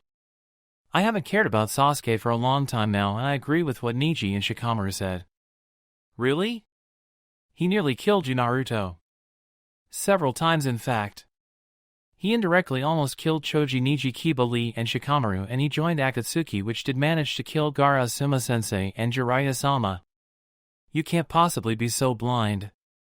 They arrive at Ichiraku Ramen and sit down. Tucci notices that they're in the middle of a conversation, and instead of asking what they want, immediately sets to work making the noodles and broth with his best guess. I'm not, he reassures her. Look, I need you to understand that this is something I have to do, whether you get why I'm doing it or not. His blue eyes are steely with determination, and Ino finds that she can't deny him his request when he looks so serious and sure. Fine, she allows at length, but you know that you can rely on us if you need to, right? When Tucci sets a steaming bowl of ramen before each blonde, Naruto picks up his chopsticks and dips them into his meal. I know, he says, twirling some noodles around the chopsticks and bringing them to his mouth. Before he inserts them in his mouth, the blonde adds, "Thanks for understanding, Ino." Several drops of ramen broth splatter onto the counter as a bunch of noodles slip out of Ino's chopsticks. Ah. You okay? He manages around his ramen. Yet just surprise. You dropped the Chan, something you want to tell me?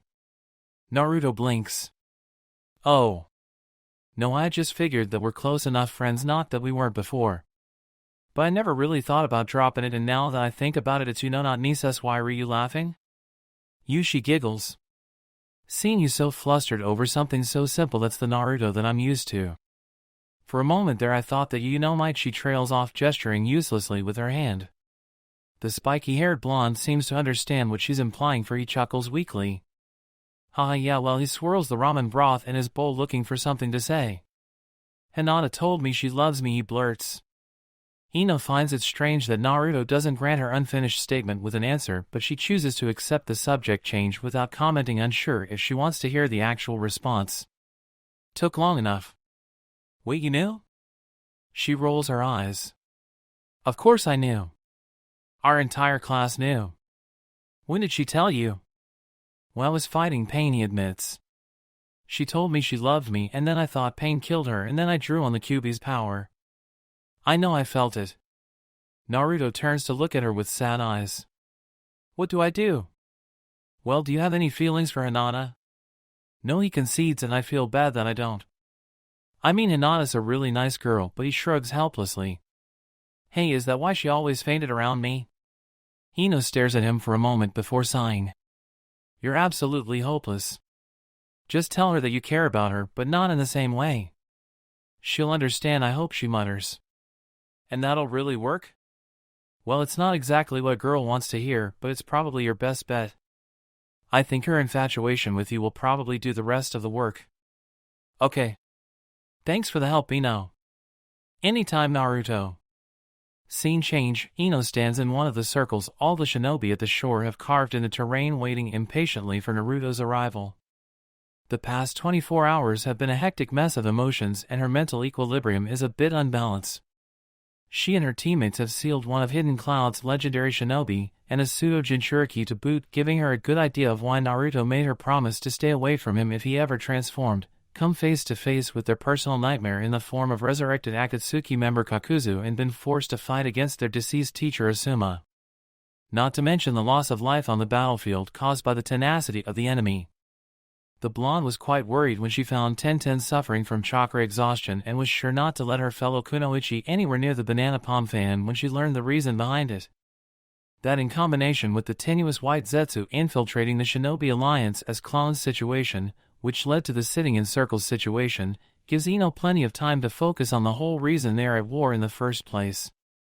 Naruto. Somehow everything always boils down to a scenario involving the spiky-haired blonde. Ino considers it a sign of how important he is, not just to her, but to everyone. After all, if Akatsuki gets its clutches on him, the entire world is essentially screwed.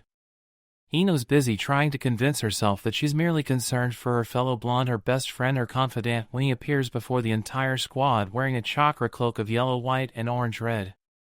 It's surely coincidence that he lands in the midst of the rough triangle. Shikamaru and Choji are the vertices of orange eyes, and she wonders why the strange chakra is changing the color fixed upon her. Sorry I'm late. It's fine, Shikamaru assures him. We needed the break anyway. You take any excuse to slack off.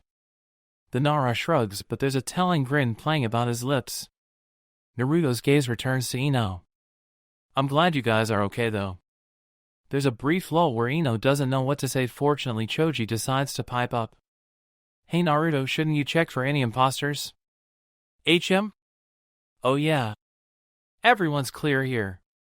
Shikamaru cracks his back and steps out of his circle.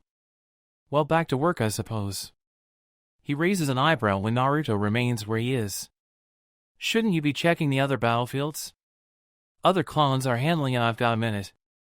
Ino suddenly finds her voice. She moves forward so she's standing within Naruto's personal space.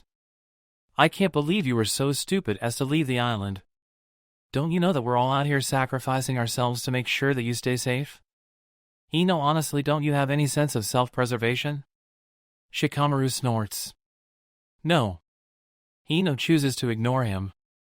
She's on a bit of a tirade now, irritated at the lack of any real activity and her inability to keep her friends safe when that's the entire purpose of the Shinobi Alliance, and it doesn't even matter that Naruto's newfound ability to detect evil intent is needed to rid the field of the white Zetsu imposters. Sometimes you can just be so irresponsible. I needed to make sure you were okay. Ino's too stunned at the outburst to respond, so Naruto takes a breath and continues on. When I found out what was happening, I knew that I couldn't let other people die on my behalf. I needed to know that all of my precious people, he corrects, but it's added on so late that it sounds a bit like a cop-out. We're still alive. If something happened to you in this time, Ino is under the distinct impression that he's talking directly to her because of me. I don't want to think about it. So I had to check. And I'm not gonna apologize for it. The platinum blonde remains silent for a long moment, trying to digest his words.